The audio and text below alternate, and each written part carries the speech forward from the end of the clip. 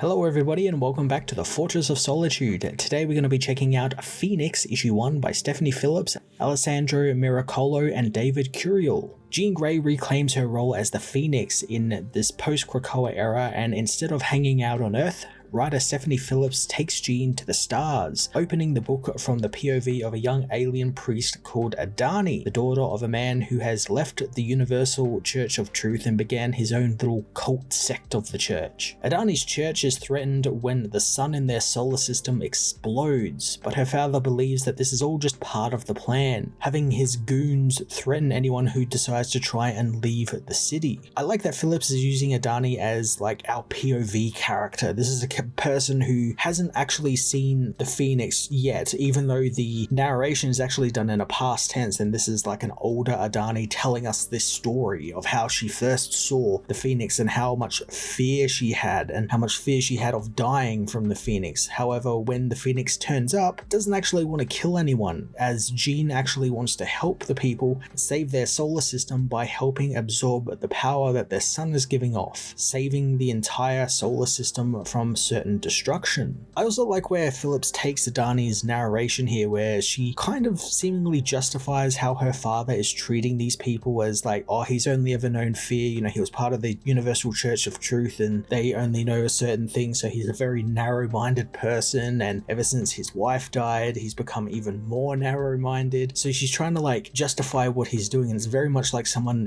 who's in a cult would do, try and justify their leaders' machinations and what they are up to. With Jean saving this race as well, Adani gets this kind of neat bit of characterization where seeing Jean do what she does, it gives her like a new lease on life, and realizing that, oh, there is a different path in life, and that life is full of these different paths. And I like how Phillips compares it to Jean's own origins, with her powers kicking in when she was a child when her friend died, and how in that moment Jean's eyes were open to a larger world. In this moment, Adani's eyes were open to a larger world. Throughout these opening pages, Alessandro Miracolo's art is just brilliant, especially when Jean is in full Phoenix mode, siphoning off the sun's energy, which is greatly enhanced by David Curiel's wonderfully bright colors that light up the dark depths of space that Jean often finds herself in throughout this book. Miracolo also has quite the eye for spectacle, and everything feels suitably grand in scope, with some great sweeping panels of, you know, solar systems and planets and black holes later on in the book. Just fill each of the pages up, and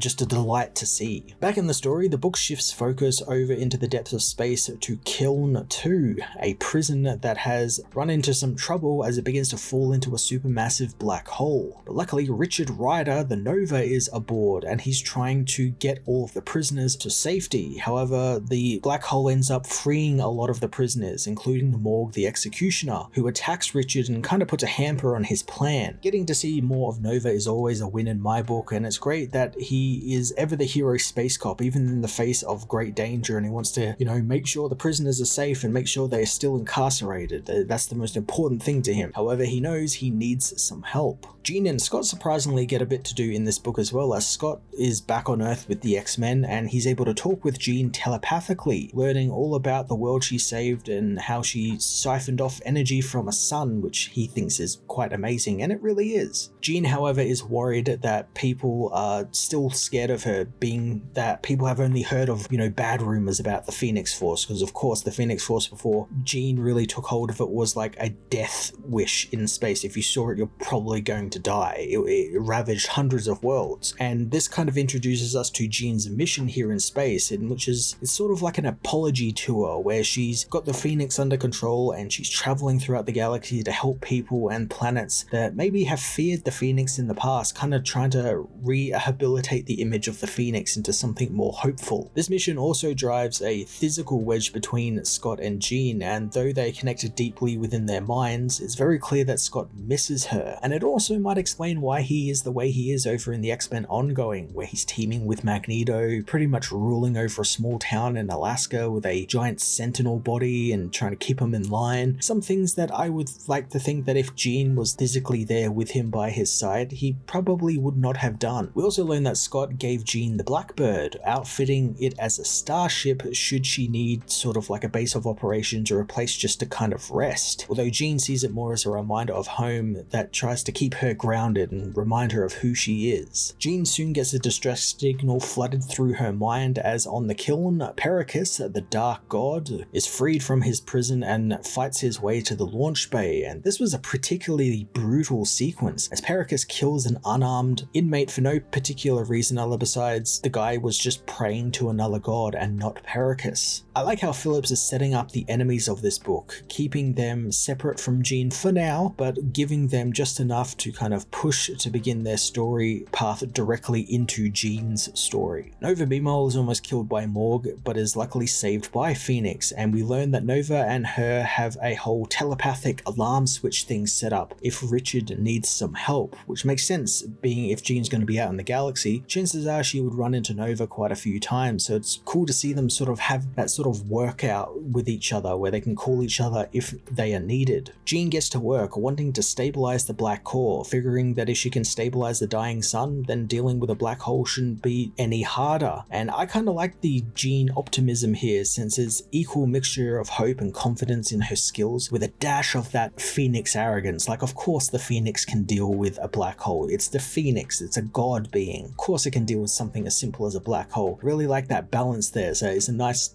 change of pace for the character. As Pericus escapes the prison in an escape pod, Jean uses the Phoenix to stop the black hole, saving the prison before being alerted to Pericus escaping and giving chase. She's unable to capture the Dark God as something begins happening to the prison where a chain reaction happens and causes it to almost blow up. However, Jean is forced to leave Pericus behind in order to stabilize the prison, and this is where Phillips delivers one hell of a twist that I did not see coming. So Jean breaking off from Pericus to save the prison allows the Dark God ship to escape across the system and crash land on the planet from the beginning of the book, the one Adani and her cult-leading father are on, and who was saved by Phoenix from their exploding sun. Adani is the first to meet Pericus, and the Dark God decides that he's going to seemingly rule over all these people through fear, killing Adani's father in front of her when he tries to rescue his daughter from the villain. Phillips wonderfully sets all of this around the fact that the Phoenix saving the planet at the beginning,